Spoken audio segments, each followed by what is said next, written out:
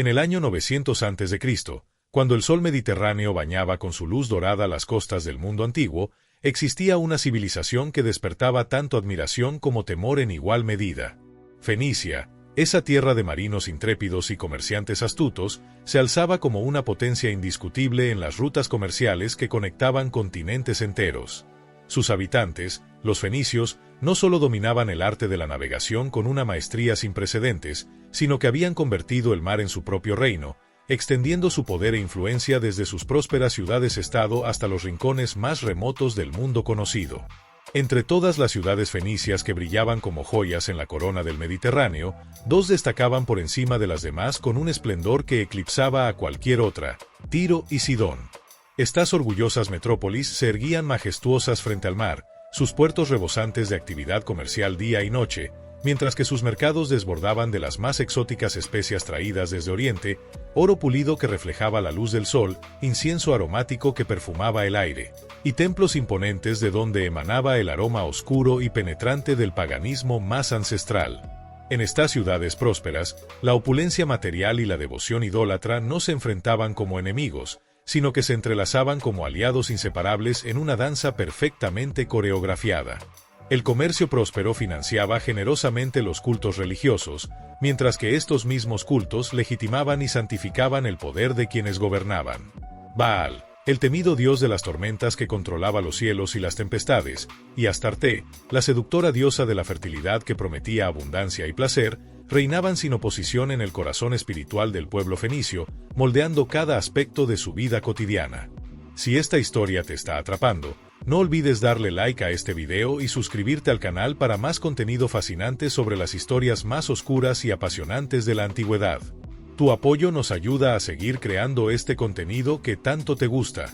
Entre las columnas de mármol pulido que sostenían palacios majestuosos y las calles empedradas donde artesanos expertos tejían las famosas telas púrpuras que vestirían a emperadores y reyes de tierras lejanas, el alma misma de Fenicia se teñía de sombras cada vez más profundas. Fue precisamente en Sidón, la ciudad más prominente y poderosa del norte, donde emergió una figura destinada a alterar para siempre el curso de la historia de todo el reino y más allá de sus fronteras. Etbaal, cuyo nombre en la lengua fenicia antigua, Ittobaal, se traduce literalmente como con Baal o Baal está conmigo, ya era en sí mismo un presagio revelador del destino extraordinario que le aguardaba. Este hombre no nació en la realeza ni heredó su posición por derecho de sangre, sino que se forjó a sí mismo como monarca a través de la ambición más despiadada. En sus años previos al poder, Etbaal había servido como sacerdote dentro del culto a Astarte, donde cultivó no solo conocimientos esotéricos, sino también una ambición desmesurada que crecía como llama incontrolable en su interior. No satisfecho con permanecer frente al altar como simple servidor de los dioses, Etbaal codiciaba algo mucho más tangible y poderoso: el trono de Sidón. Y lo conquistó utilizando los medios más brutales y directos imaginables. Con una combinación letal de astucia calculada y violencia desenfrenada, asesinó sin piedad al rey Feles, eliminando cualquier obstáculo entre él y la corona que tanto deseaba, para luego proclamarse soberano absoluto de todos los sidonios. Fue un golpe de estado ejecutado con precisión quirúrgica, sangriento en su ejecución y definitivo en sus consecuencias, que nadie se atrevió a cuestionar. De esta manera, Etbaal logró algo extraordinario y peligroso. Fusionó en su propia persona el poder político con el espiritual, convirtiéndose simultáneamente en sacerdote supremo y monarca indiscutible. Era líder de hombres en el campo de batalla y guía espiritual en los cultos más oscuros y prohibidos. Bajo su gobierno autoritario, Sidón experimentó una transformación radical, convirtiéndose en un epicentro de idolatría como nunca antes se había visto en toda la región. Los templos dedicados a los dioses paganos se multiplicaron en número y crecieron en esplendor arquitectónico, cada uno más impresionante que el anterior. Las estatuas de Astarte, con sus rostros que mezclaban sensualidad seductora y promesas de muerte, aparecieron prácticamente en cada esquina de la ciudad, observando con ojos de piedra a todos los transeúntes. El culto religioso degeneró progresivamente en rituales cada vez más prohibidos y perturbadores, orgías sagradas que duraban días enteros, sacrificios de niños inocentes ofrecidos a los dioses sedientos de sangre, y pactos oscuros sellados con sangre humana derramada sobre altares manchados. Etbaal no era simplemente un participante más en estos rituales macabros. Era el arquitecto maestro de todo ese sistema religioso corrupto, el sumo sacerdote del pecado institucionalizado que había convertido la depravación en doctrina oficial. Pero su ambición insaciable no conocía límites ni se conformaba con lo ya conseguido. Tenía un sueño grandioso que consumía sus pensamientos día y noche, y ciertamente no era pequeño ni modesto. No le bastaba con gobernar Sidón acumulando riquezas inconmensurables y ejerciendo poder absoluto sobre sus súbditos. No era suficiente ser rey de una sola ciudad, ni siquiera ser el sumo sacerdote de Astarté. Su visión era mucho más ambiciosa y abarcadora. Soñaba con expandir su influencia religiosa y política mucho más allá de las costas fenicias, con alinear a todas las potencias vecinas bajo una única visión que fuera simultáneamente espiritual, política y profundamente pagana en su esencia.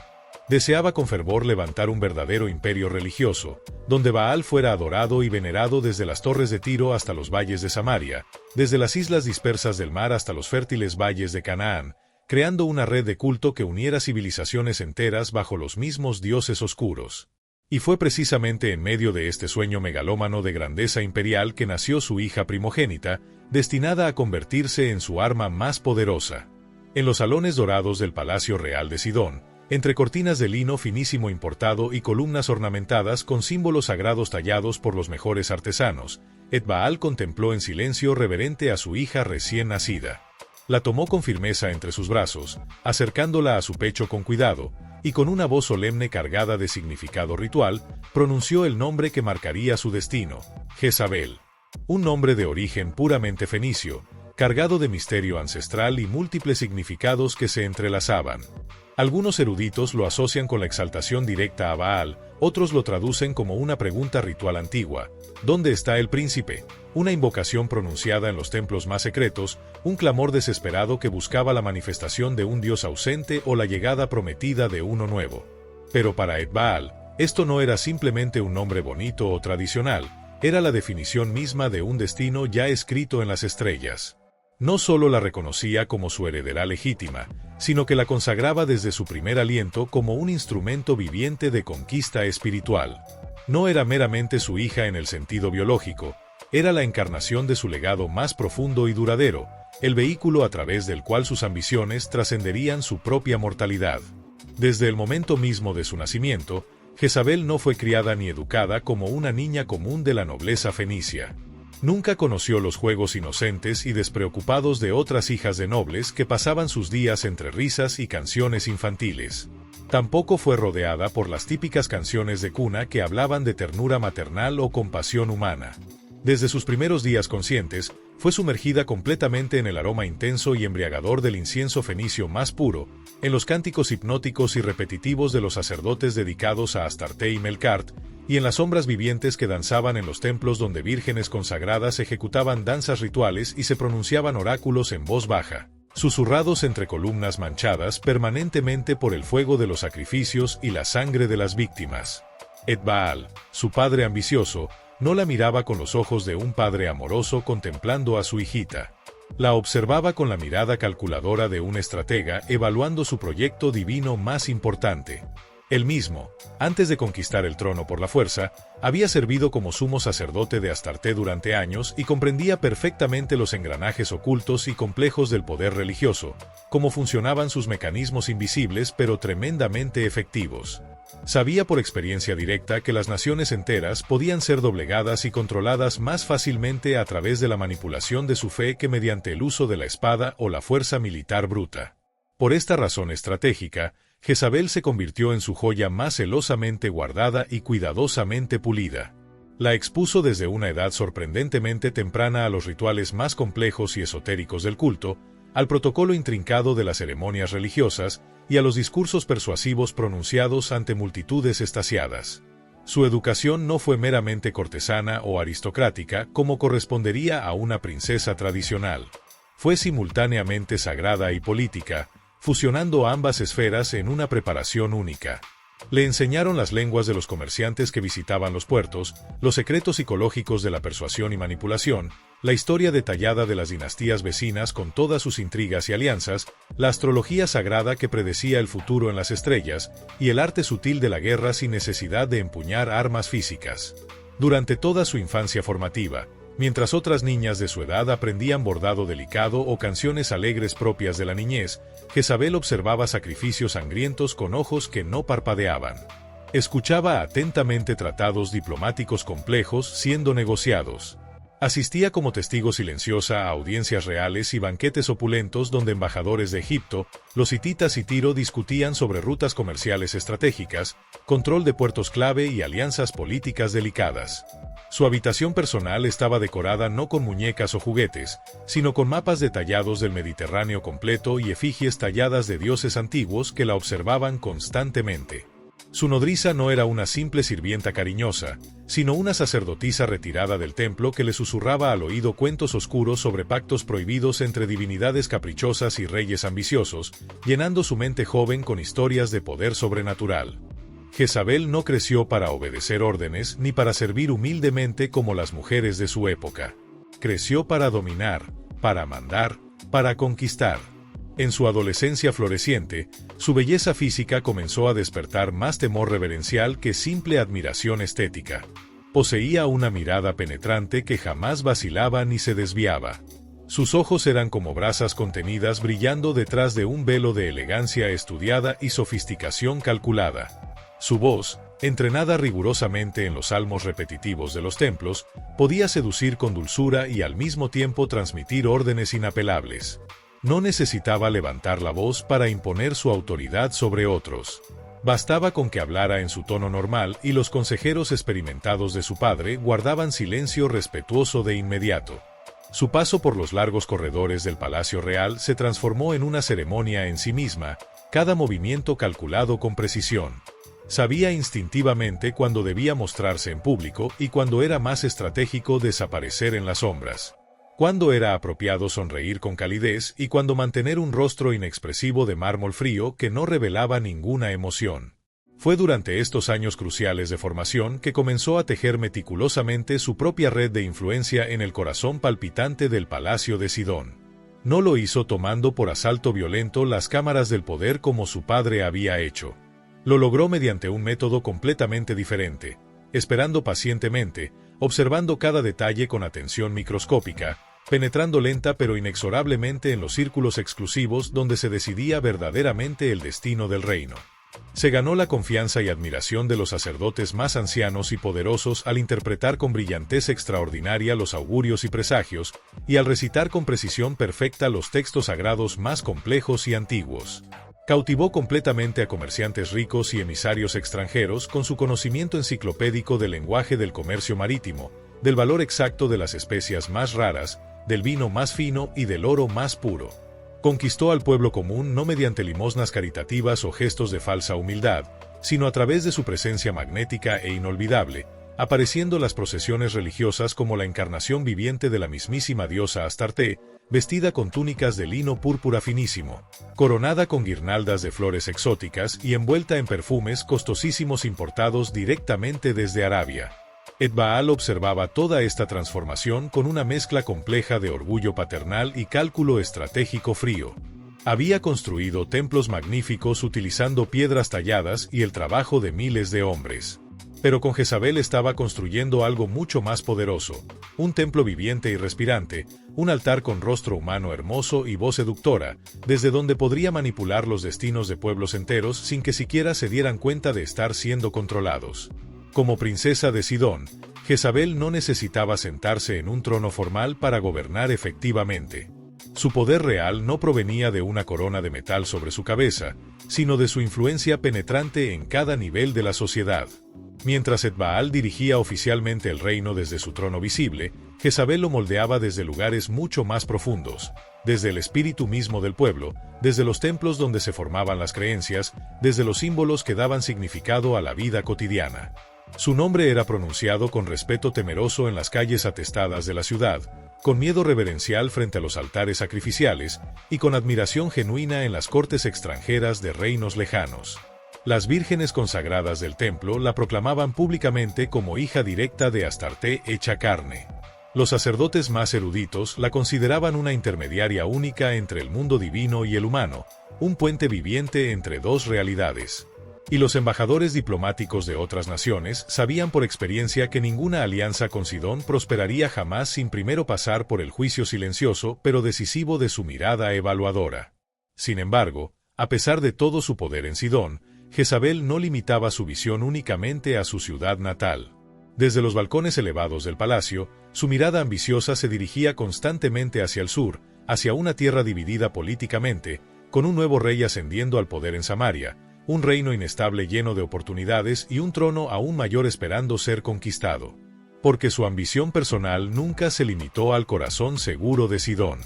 Estaba destinada por las fuerzas del destino a algo mucho más grandioso, a convertirse en una pieza clave fundamental en los destinos entrelazados de todo el Mediterráneo, a extender su culto religioso, su linaje real y su fuego interior más allá de cualquier frontera conocida, marcando la historia para siempre. Ahora bien, sucedió en un día templado y aparentemente ordinario, cuando los vientos cálidos del Mediterráneo transportaban consigo la mezcla embriagadora del aroma del incienso sagrado y la sal marina. El cielo se mostraba despejado y brillante, pero sobre las aguas tranquilas se cernía un presentimiento inexplicable, como si el mismo aire presagiara acontecimientos que cambiarían el curso de la historia. Desde las tierras del norte descendía una comitiva verdaderamente inusual y significativa. La caravana real de Israel, encabezada majestuosamente por el joven rey Acab, hijo del poderoso Omri, avanzaba decidida hacia Sidón con un propósito que trascendía ampliamente los simples acuerdos comerciales. Venía en búsqueda de tratados estratégicos, ciertamente, pero también perseguía algo mucho más profundo: legitimidad internacional, expansión territorial y una puerta completamente abierta al mundo civilizado a través del dominio del mar. Su padre Omri había construido cuidadosamente los primeros puentes diplomáticos frágiles con Fenicia durante su reinado. Ahora le correspondía a Acab, su heredero, la tarea crucial de cruzar esos puentes y convertirlos en autopistas de poder y riqueza. Desde el momento exacto en que los carros israelitas cruzaron las imponentes puertas de Sidón, el recibimiento fue absolutamente majestuoso y cuidadosamente orquestado. La ciudad milenaria, rica más allá de la imaginación, brillaba literalmente como una joya pulida entre el mar azul profundo y los legendarios cedros del Líbano que se elevaban hacia el cielo. Los sacerdotes vestidos con túnicas ceremoniales caminaban solemnemente a la cabeza de la procesión, rociando generosamente perfumes sagrados a cada paso. Músicos hábiles tocaban rítmicamente tambores resonantes y címbalos brillantes que tintineaban melodiosamente, mientras danzarinas expertas tejían figuras hipnóticas con sus cuerpos flexibles al compás de una bienvenida solemne y antigua. La multitud curiosa se congregaba densamente en las estrechas calles empedradas, no solamente por respeto protocolar al visitante extranjero de alto rango, sino porque intuían profundamente que aquel día específico no sería simplemente uno más en la larga y rica historia de Sidón. El hijo de Omri venía hambriento de acceso al mar y sus riquezas, y Etbaal lo esperaba pacientemente con una mesa diplomática ya preparada y una jugada maestra perfectamente calculada de antemano. Pero fue al penetrar finalmente en el interior del majestuoso palacio real que Acab comprendió con absoluta claridad que no se encontraba simplemente frente a una corte diplomática convencional. Allá dentro, en esos salones sagrados, los muros masivos no estaban adornados con las típicas escenas épicas de batallas gloriosas ni con retratos pomposos de reyes anteriores celebrando sus conquistas militares. Lo que dominaba completamente el espacio eran las representaciones de los dioses paganos. Estatuas imponentes de Baal flanqueaban las enormes columnas como centinelas eternos completamente silenciosos, con rostros tallados magistralmente en piedra oscura y ojos fijos penetrantes que parecían seguir y observar cada movimiento de los visitantes con inquietante intensidad. En las esquinas estratégicamente ubicadas, ardían continuamente lámparas perpetuas colocadas frente a altares consagrados que jamás se apagaban. Símbolos solares dorados, lunas crecientes grabadas meticulosamente en cobre pulido, brazos extendidos hacia arriba listos para recibir sacrificios. El palacio no funcionaba simplemente como la residencia del rey o la casa real administrativa. Era fundamentalmente un santuario religioso viviente donde el poder político terrenal y la religión más oscura se entrelazan inseparablemente como las raíces retorcidas de un mismo árbol ancestral. Etbaal, vestido impresionantemente con una túnica blanca inmaculada y un manto bordado suntuosamente en hilos de oro puro, descendió lentamente de su estrado elevado con la dignidad natural de un rey legítimo y la autoridad indiscutible de un sacerdote supremo. No hubo excesos innecesarios en su saludo inicial, pero sí un reconocimiento claro y directo entre iguales que se respetan mutuamente. Durante 3 días completos e intensos, las negociaciones se desarrollaron con un ritmo meticuloso y deliberado. Sobre mesas masivas de piedra pulida se desplegaron cuidadosamente mapas detallados de regiones enteras, registros comerciales exhaustivos que databan de décadas atrás, rutas de caravanas probadas a través de desiertos peligrosos y ubicaciones estratégicas de puertos controlados. Etbaal ofrecía generosamente acceso preferencial y exclusivo a los codiciados puertos fenicios, protección marítima garantizada contra piratas y enemigos, madera de cedro de la más alta calidad para construcción, vino exquisito envejecido en ánforas de barro, metales preciosos refinados y artesanos maestros especializados en técnicas únicas. Israel, por su parte, proveería exactamente lo que Sidón más necesitaba desesperadamente: grano abundante para alimentar a su creciente población, aceite de oliva puro de sus campos fértiles, ganado saludable para sacrificios y consumo, y agua dulce fresca de sus manantiales inagotables. Ambos reinos poderosos poseían precisamente lo que al otro le faltaba críticamente. El pacto comercial parecía no solo lógico, sino completamente inevitable desde cualquier perspectiva racional. Sin embargo, mientras los tratados formales avanzaban satisfactoriamente en las sombras alargadas de las columnas y entre las voces discretas de los escribas trabajando, Etbaal esperaba pacientemente el momento más oportuno y estratégico para presentar su verdadera condición oculta. No deseaba únicamente un acuerdo comercial temporal que pudiera disolverse con el tiempo o las circunstancias cambiantes. Ambicionaba algo mucho más profundo y permanente, una unión completamente irreversible que trascendiera generaciones. Y en el cuarto día de negociaciones, durante un banquete suntuoso celebrado en uno de los jardines interiores más hermosos del palacio, cuando las copas de vino estaban llenas hasta el borde y el incienso aromático formaba una nube sagrada y embriagadora suspendida sobre toda la reunión, el rey fenicio finalmente habló con claridad meridiana. «Rey Acab», dijo con una serenidad estudiada que ocultaba la importancia de sus palabras, «los números favorables están sobre la mesa para que todos los vean. Las rutas comerciales están claramente marcadas en los mapas, las caravanas están completamente preparadas y listas para partir. Pero los tratados firmados solamente con tinta sobre pergamino pueden deshacerse fácilmente con el paso del tiempo o ante la primera dificultad. Si verdaderamente queremos forjar un pacto que resista implacablemente el paso de los siglos, que no dependa de la voluntad cambiante de reyes mortales ni de firmas que se desvanecen, debe ser sellado con sangre real, con una unión verdadera e indisoluble entre nuestras casas. Te ofrezco formalmente a mi hija primogénita, Jezabel, princesa heredera de Sidón, como tu esposa legítima. Con ella como reina a tu lado, este acuerdo será eterno e inquebrantable». Acab no respondió de inmediato ante esta propuesta trascendental. El nombre de Jezabel ciertamente no le era desconocido en absoluto. Sabía perfectamente bien que no se trataba de una doncella común y corriente sin educación ni influencia. Era ampliamente conocida en todas las cortes vecinas como una voz poderosa de autoridad, meticulosamente instruida en teología compleja, comercio internacional y política estratégica de alto nivel. Tomarla por esposa no significaría simplemente recibir a una mujer hermosa en su harén real. Sería aceptar conscientemente una influencia penetrante, una presencia transformadora, una visión completamente diferente del mundo y de cómo debería funcionar.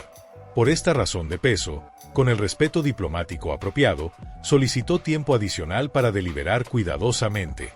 Permíteme consultarlo detenidamente con mis consejeros más cercanos y de confianza. Concédeme un día completo para reflexionar, y mañana al amanecer tendrás mi respuesta definitiva. Aquella noche pesada, la sala privada de deliberación se llenó completamente de un silencio tenso y una atmósfera cargada de tensión palpable. Acab, de pie en el centro con postura erguida, miraba fijamente a sus hombres de confianza y expresó abiertamente la enorme complejidad de la decisión monumental que tenía directamente frente a sí. Sidón nos ha abierto generosamente las puertas codiciadas del mar, nos ofrece sin reservas riqueza inconmensurable, protección militar garantizada y un futuro próspero para nuestro pueblo. Pero con Jezabel viene algo mucho más significativo e imposible de ignorar. ¿Qué pensarán los profetas devotos de Jehová cuando se enteren? ¿Qué dirá específicamente Elías el Tisbita cuando escuche esta noticia? Al escuchar ese nombre temido pronunciado en voz alta, los consejeros experimentados intercambiaron miradas incómodas y preocupadas entre sí.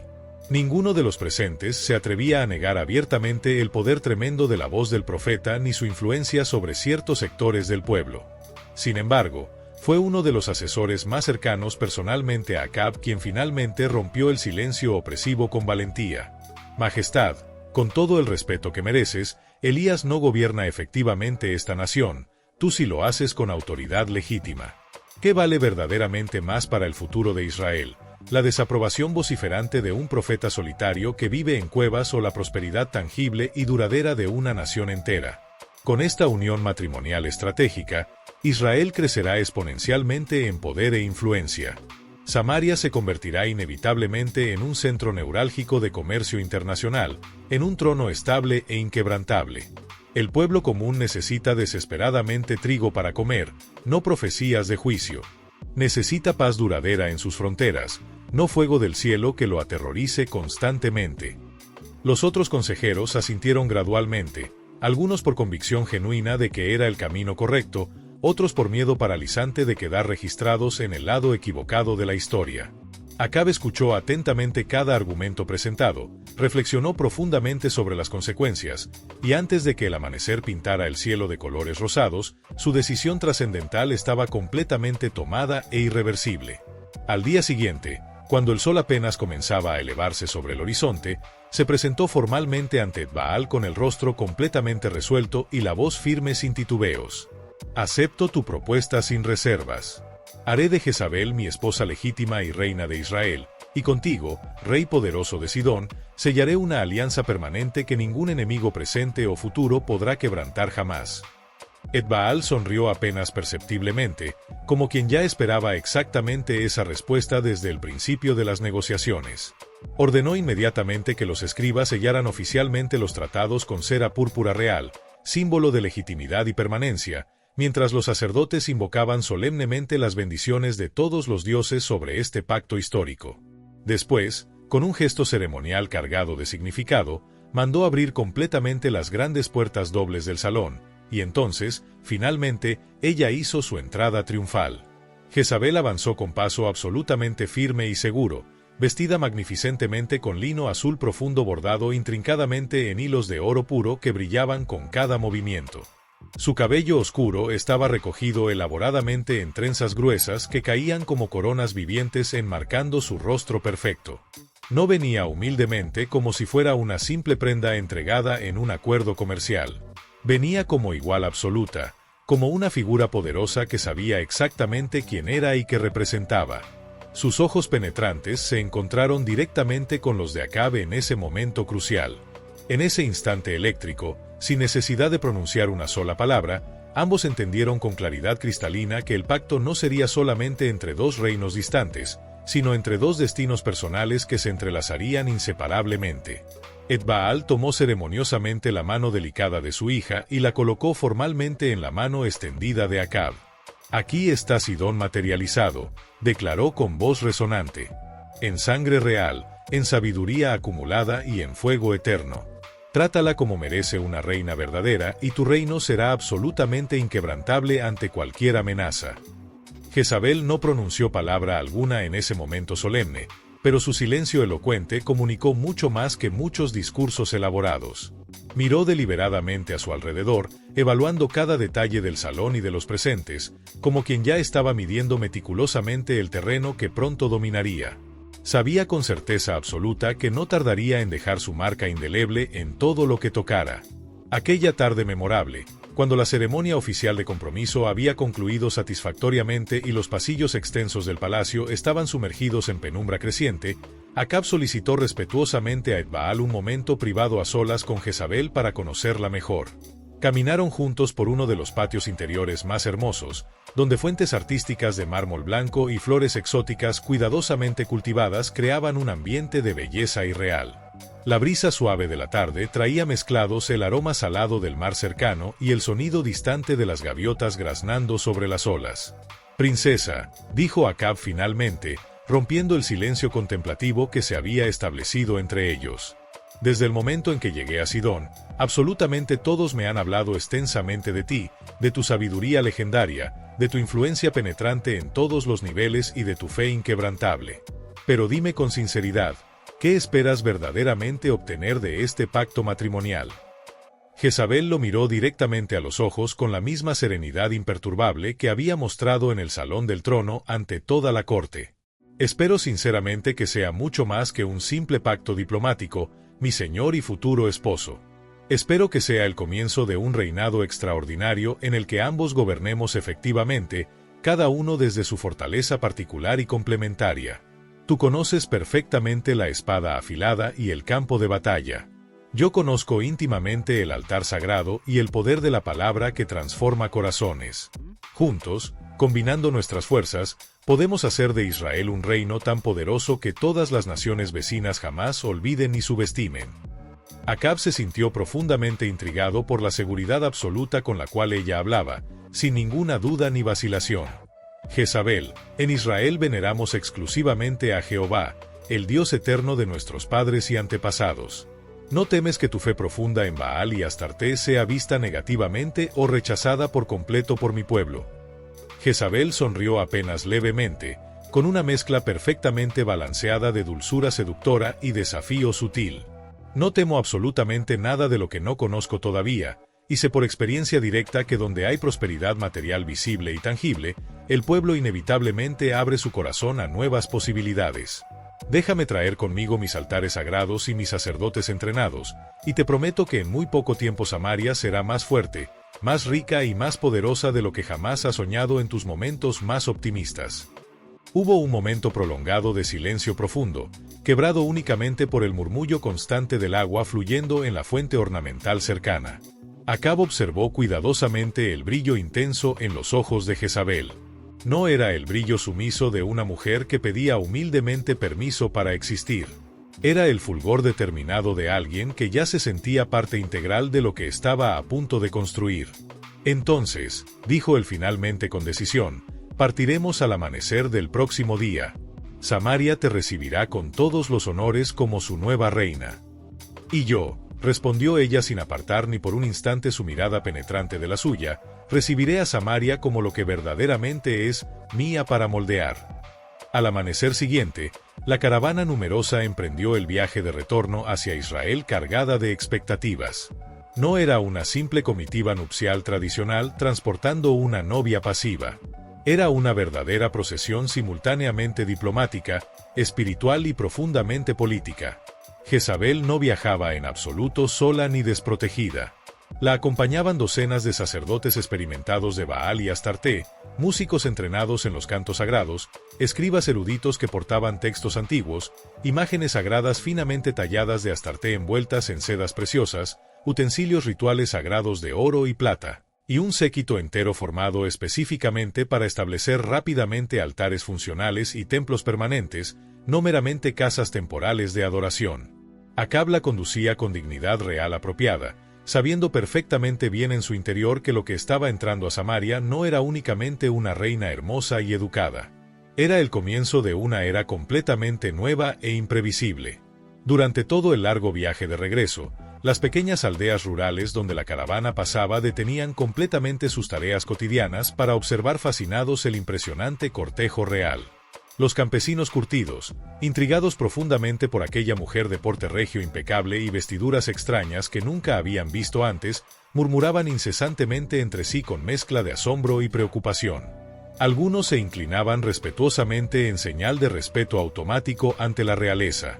Otros observaban con recelo apenas disimulado a los sacerdotes fenicios de aspecto exótico que caminaban solemnemente detrás de ella portando símbolos religiosos desconocidos. El rumor veloz de su llegada inminente corría muchísimo más rápido que la propia caravana física, de modo que cuando finalmente las murallas imponentes de Samaria aparecieron en la distancia contra el horizonte, el pueblo entero ya estaba completamente congregado masivamente en las puertas principales para presenciar personalmente la entrada histórica. La capital bulliciosa recibió a su rey con el sonido atronador de trombetas ceremoniales y el redoble constante de tambores de guerra. Los soldados disciplinados abrían paso marcialmente mientras la multitud curiosa se agolpaba peligrosamente para observar de cerca a la princesa extranjera que se convertiría en su reina. Sus joyas costosas reflejaban brillantemente la luz intensa del sol mediterráneo y el aroma embriagador de sus perfumes exóticos se mezclaba extrañamente con el polvo común del camino. Había sorpresa genuina claramente visible en los rostros de muchos observadores. Algunos sonreían abiertamente ante la majestuosidad impresionante de la escena desplegada. Otros fruncían el ceño preocupados, preguntándose internamente qué significaba exactamente la presencia prominente de una mujer que evidentemente no pertenecía al pueblo elegido de Israel. Cuando Acab y Jezabel cruzaron finalmente las enormes puertas del Palacio Real, toda la corte estaba formalmente reunida y esperando para recibirlos ceremoniosamente. El salón del trono, iluminado dramáticamente por antorchas ardientes y bañado por la luz natural que entraba generosamente por las ventanas altas, se llenó inmediatamente de murmullos especulativos. Entonces el rey levantó autoritariamente sus manos, solicitando silencio absoluto. Con voz firme y resonante que no admitía cuestionamientos, se dirigió directamente a nobles reunidos, sacerdotes del templo y gobernadores provinciales. Hoy os presento formalmente a Jezabel, princesa heredera de Sidón y sangre real fenicia. Desde este día histórico será mi esposa legítima y vuestra reina indiscutible. Con su llegada bendita, sellamos definitivamente una alianza poderosa que traerá prosperidad sin precedentes y grandeza duradera a todo Israel. Apenas había terminado de pronunciar esas palabras trascendentales, un murmullo inquieto y nervioso se levantó perceptiblemente en el salón abarrotado.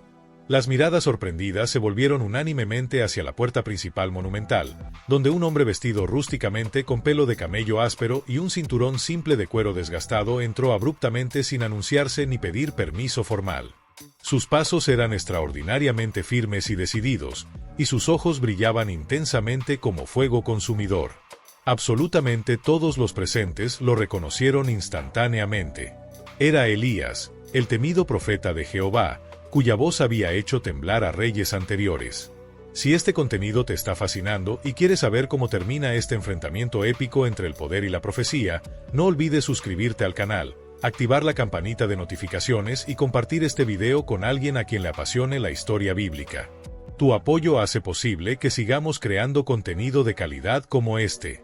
Su voz resonó poderosamente en toda la sala, cortando el aire denso como una espada afilada de justicia divina. Esto es lo que harás, oh Rey de Israel, elegido para guiar al pueblo del Dios Altísimo. ¿Unirás tu casa sagrada con aquellos que sirven devotamente a Baal y levantarás altares profanos a dioses completamente ajenos en Tierra Santa? ¿Has olvidado acaso que fuiste colocado en ese trono para guiar a Israel por los caminos de la justicia y la rectitud, no para entregar su corazón colectivo a la idolatría más oscura y destructiva? Elías avanzó varios pasos más hacia el centro, su presencia llenando el espacio con una autoridad que no provenía de ningún cargo terrenal. ¿Olvidas tan fácilmente que Jehová mismo te otorgó este trono, que Él es quien sostiene firmemente estos muros y protege a tu pueblo de sus enemigos? No existe ningún pacto humano, por beneficioso que parezca, que pueda traer verdadera paz duradera cuando el corazón del rey se separa deliberadamente del Dios viviente y verdadero. El profeta levantó su mano huesuda señalando directamente al rey. Vive Jehová, Dios de Israel, delante de quien yo estoy como humilde servidor. Te declaro solemnemente que esta alianza que celebras con tanto entusiasmo traerá peso insoportable y juicio terrible sobre tu casa y sobre toda tu descendencia. Lo que hoy siembras con alegría, mañana lo cosecharás con lágrimas amargas. Acab apretó visiblemente la mandíbula y dio un paso amenazante hacia él, conteniendo con dificultad su incomodidad creciente delante de toda su corte reunida. Elías, profeta del desierto, yo busco únicamente la paz sostenible y la prosperidad tangible para mi pueblo, no conflictos interminables. Esta alianza diplomática abrirá ampliamente nuestras puertas al comercio internacional lucrativo, fortalecerá militarmente nuestras ciudades vulnerables y terminará definitivamente los conflictos sangrientos con las naciones del norte. ¿Acaso Jehová se complace verdaderamente en la pobreza perpetua de su pueblo y en el aislamiento estéril de las naciones? Elías no apartó ni por un instante su mirada penetrante del rostro del rey. Jehová se complace profundamente en un corazón recto y obediente, no en alianzas que corrompen. Y te advierto solemnemente, oh rey cegado por ambición, que lo que ahora crees firmemente que estás ganando, muy pronto verás cómo se convierte en pérdida devastadora. Lo que ahora te parece fuerza imparable se convertirá en cadenas que aprisionarán tu alma. Has abierto voluntariamente la puerta de tu reino, y por ella no entrarán solamente riquezas materiales temporales, sino también altares manchados de sangre inocente y manos contaminadas que destruirán el alma misma de Israel. El silencio que siguió fue absolutamente sepulcral y opresivo.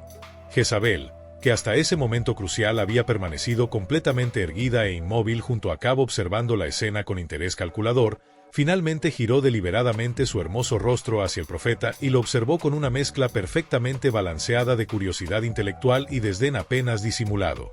¿Quién es exactamente este hombre andrajoso que se atreve tan descaradamente a hablarte así en tu propio trono y delante de toda tu corte?, preguntó en voz suficientemente baja para que solo Acab la escuchara, pero con un filo cortante claramente perceptible en su mirada fría como hielo.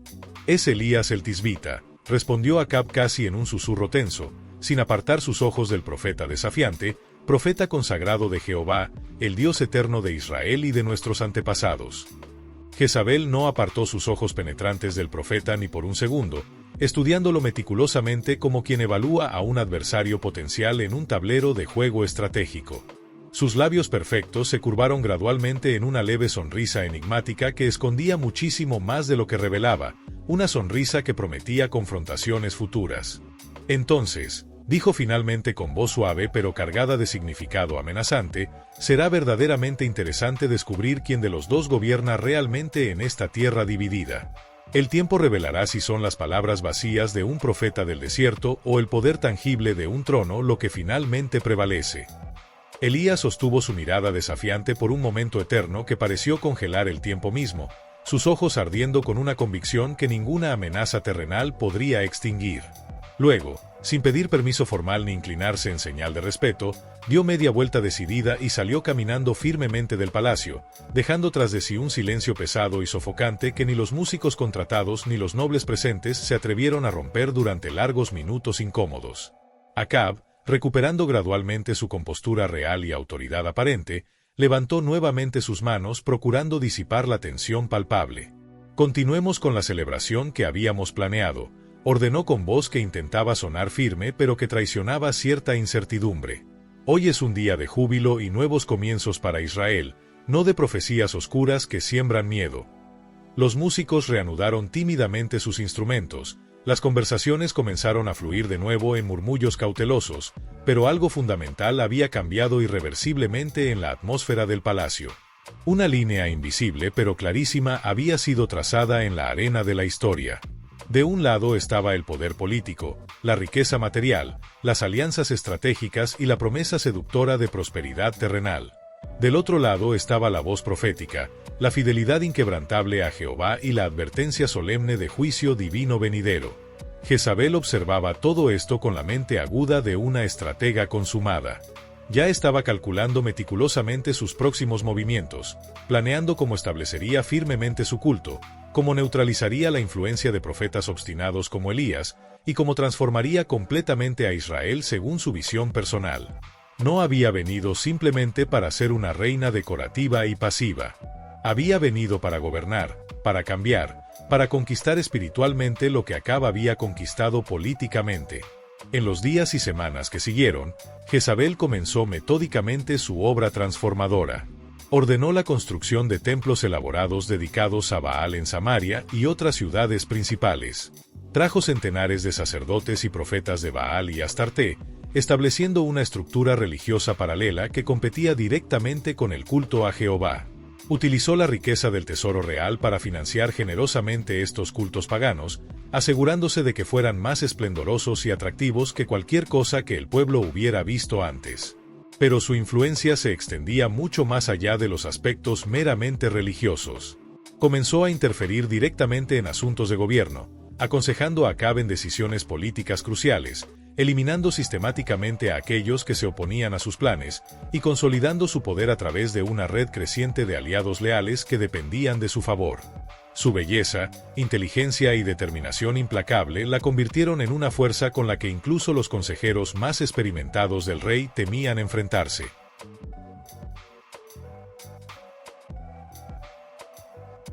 Los profetas de Jehová comenzaron a ser perseguidos abiertamente. Muchos fueron asesinados brutalmente por orden directa de Jezabel, quien no toleraba ninguna voz que desafiara su autoridad o cuestionara sus dioses. Otros se vieron obligados a esconderse en cuevas y lugares desolados, sobreviviendo milagrosamente gracias a la provisión divina y la ayuda de creyentes fieles que arriesgaban sus propias vidas para protegerlos. Elías, fiel a su llamado profético, continuó denunciando valientemente la apostasía del reino. Su confrontación con Jezabel y Acab no había terminado en ese primer encuentro dramático en el palacio, era apenas el comienzo de un conflicto épico que definiría una era completa en la historia de Israel. El profeta declararía una sequía devastadora de 3 años y medio que no terminaría hasta que el pueblo decidiera a quién realmente servirían. Eventualmente, en el Monte Carmelo, se produciría uno de los enfrentamientos más espectaculares entre el Dios verdadero y los falsos dioses que Jezabel había promovido tan agresivamente. Pero a pesar de todas las señales sobrenaturales, los milagros evidentes y los juicios divinos que vendrían, Jezabel nunca se arrepintió ni cambió su rumbo destructivo. Su historia terminaría trágicamente, tal como Elías había profetizado en ese primer encuentro tenso en el palacio. Su muerte violenta, arrojada desde una ventana y devorada por perros callejeros, se convertiría en un testimonio sombrío del juicio inevitable que espera a quienes desafían persistentemente al Dios Altísimo.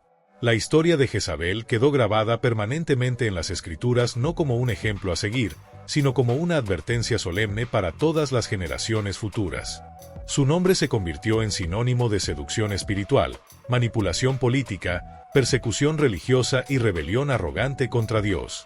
Representa el peligro eterno de permitir que influencias paganas penetren en el pueblo de Dios, de comprometer la verdad por conveniencia política y de priorizar la prosperidad material sobre la fidelidad espiritual. Hasta el día de hoy, miles de años después, su nombre resuena como recordatorio poderoso de que ningún poder terrenal, por más impresionante que parezca, puede prevalecer finalmente contra los propósitos eternos del Dios verdadero. Las alianzas que parecían inquebrantables se desmoronaron. Los templos que parecían eternos fueron destruidos. El poder que parecía absoluto resultó ser efímero como vapor al viento. Esta es la historia completa de Jezabel, la reina que quiso cambiar una nación entera pero que finalmente descubrió que hay límites que ningún poder humano puede traspasar. Una historia de ambición desmedida, seducción espiritual y el juicio inevitable que sigue a la rebelión persistente contra Dios. Si esta historia histórica te ha impactado y quieres seguir descubriendo más relatos fascinantes del mundo antiguo que cambiaron el curso de la humanidad, no olvides darle like a este video, suscribirte al canal y activar la campanita para no perderte ningún contenido nuevo. Comparte este video con amigos y familiares que puedan beneficiarse de estas poderosas lecciones históricas. Déjanos en los comentarios qué otros personajes bíblicos te gustaría que exploráramos en profundidad. Nos vemos en el próximo video con más historias que transformaron el mundo.